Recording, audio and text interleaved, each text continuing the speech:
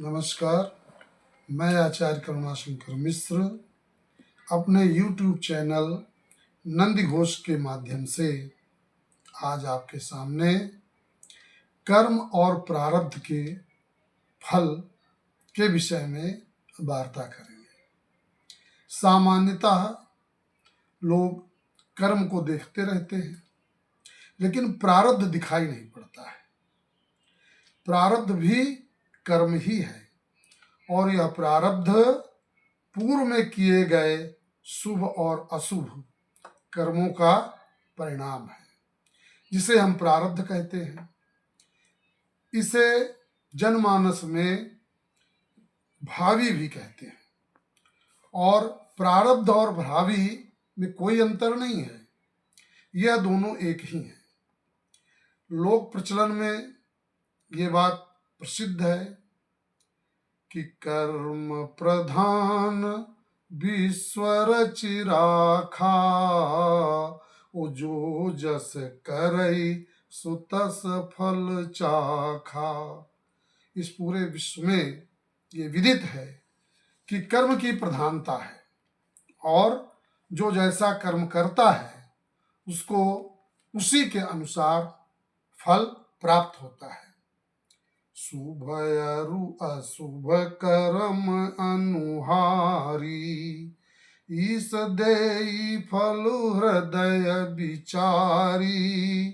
करई जो कर्म पाव फल सोई, निगम नीति असी कह सब कोई। ये भी स्पष्ट हो गया कि कर्म के अनुसार ही लोगों को फल मिलता है। अब प्रारब्ध क्या है? प्रारब्ध कभी कभी ऐसा जीवन में आता है कि हम कर्म तो अच्छे कर रहे हैं, लेकिन परिणाम गलत आ रहा है। यहाँ तक तो ठीक है। कभी कभी ऐसे भी उदाहरण मिल जाते हैं कि अपराध कोई दूसरा कर रहा है और उसका फल कोई दूसरा भोग रहा है। और कहा भी गया है, और करे अपराध को और पाव फल भोग, अति विचित्र भगवंत गति को जग जाने जोग। और करे अपराध को और पाव फल भोग। अब ये विधि का तंत्र है, ये विधि का विधान है और ये विधि का विधान भी हमारे प्रारब्ध के द्वारा निर्धारित होता है। इस संदर्भ में हम आपको एक प्रसंग सुना रहे हैं और किस तरह से अपराध करने वाला कोई दूसरा है और फल का भोग करने वाला कोई दूसरा है। यह कहानी हंस, शिकारी और कौवे से संबंधित है। कहते हैं कि एक जंगल में एक शिकारी शिकार करने के लिए गया। वह मध्याह्न तक जंगल में दौड़ता रहा, लेकिन उसे कोई शिकार पक्षी का नहीं मिला। अंत में थक हार कर वह एक वृक्ष के नीचे लेट गया और इतना परिश्रम उसने किया था कि वह गहरी नींद में सो गया। उस जिस वृक्ष के नीचे वह शिकारी लेटा हुआ था अपने धनुष बाण के साथ, उसी वृक्ष के ऊपर एक डाली पर हंस बैठा था। अब हंस वह पक्षी है जो विवेक के लिए जाना जाता है और इतना बुद्धिमान, ज्ञानवान, उदार और सहृदय पक्षी नहीं है। इसके गुणों की तुलना मनुष्यों से की जाती है। ये इतना उदार पक्षी है। उसने देखा कि यह जो शिकारी अभी तक छाया में लेटा हुआ था, अब भगवान सूर्य और ऊंचाई पर आ गए हैं, तो भगवान सूर्य की किरणें इस शिकारी के चेहरे पर पड़ रही हैं।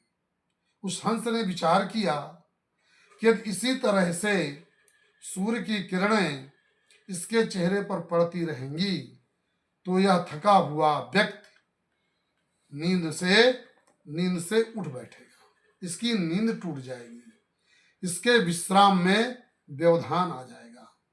यह सोच करके उस शिकारी के ऊपर जो डाल थी जिस पर वो बैठा था, अपने लंबे चौड़े परों को, पंखों को फैला करके उस शिकारी के ऊपर छाया करने लगा। और ये देख करके हंस को बहुत ही आत्मसंतुष्टि हुई कि यह जो पथिक विश्राम कर रहा है, इसके नींद में किसी तरह का व्यवधान नहीं है। यह दृश्य उसी वृक्ष की एक डाली पर बैठा हुआ कौवा देख रहा था।